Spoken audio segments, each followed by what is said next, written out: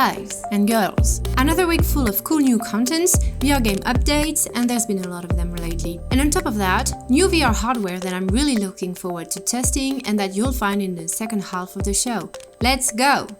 Facebook has announced through Andrew Bosworth that the Quest 2 is well capable of handling 120 Hz and more.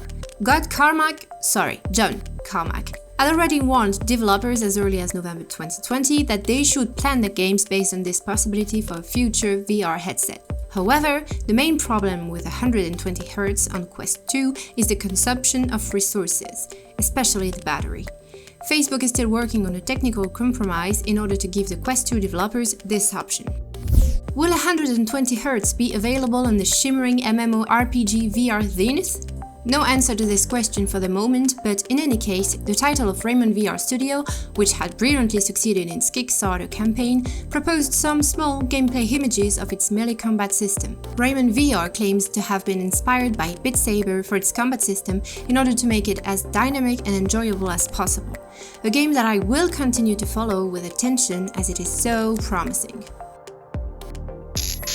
We'll continue in the shimmering and colorful since No Man's Sky, this game with various honest promises that became unachievable after the arrival of Sony and which in the end offers even more than expected today, well, it just brought a new free update with pets. So you'll be able to contemplate and adopt alien creatures in VR and then take them for a ride with you all over the galaxy. They will then have their usefulness as they will allow you to find resources, extract materials with a laser, dig up treasures, or serve as a flashlight in dark places.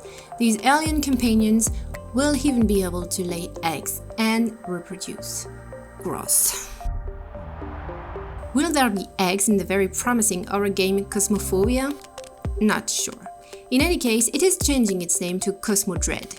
On the other hand, it will not change platform and is still scheduled for Quest on March the 25th. But it will also be released on Oculus Store and Steam for PC headsets. As a reminder, it will propose you to survey the corridors of a spaceship with the objective to find a way back to Earth. The trouble is that the ship is full of drones and monsters that don't want to do you any good. And the whole thing is generated procedurally so that the labyrinthine paths this ship are never the same.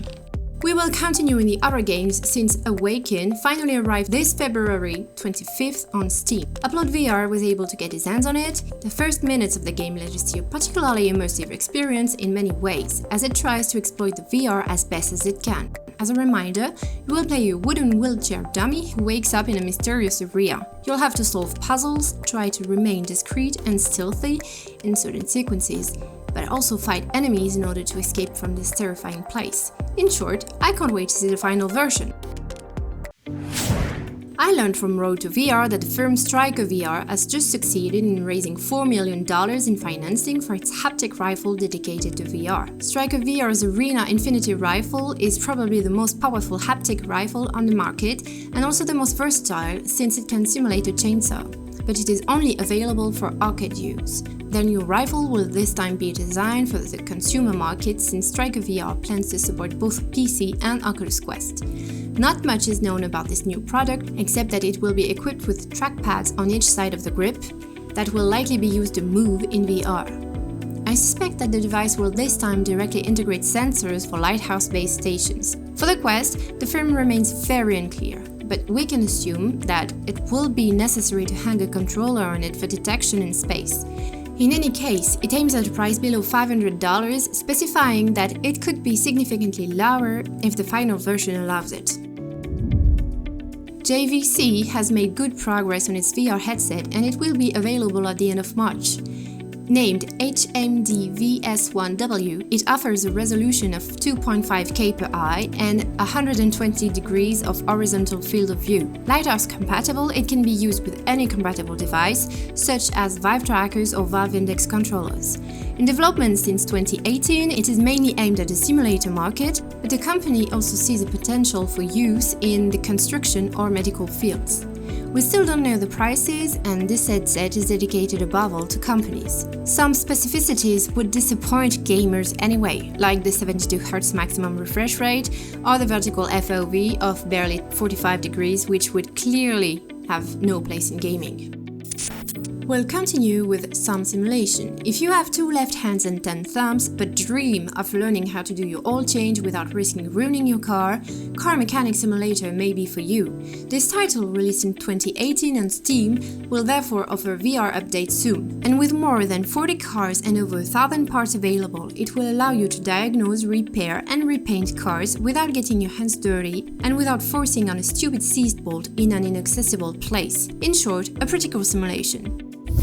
VR equipment manufacturer Manus announced a new version of its Steam VR trackers. They are equipped with more sensors for more precision, but also with a universal attachment system to be fitted on the firm's gloves, and finally, with an interchangeable battery that would offer 4 hours and a half of use on a full charge. The Manus trackers are above all reserved for professionals, and this can be seen in the price per unit, which is far from being cheap. On the other hand, if you have SideQuest, you can try the Oceancraft demo for free, which offers you on Oculus Quest a survival game on a raft in the open sea. Its particularity is to be played in cooperation, which will please some VR fan couples.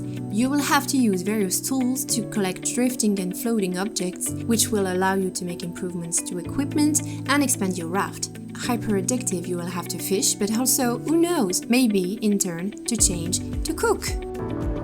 Here we go, that's it for this week. If you don't want to miss the next news recap, don't forget to subscribe and click on the bell. Thanks for watching, bye!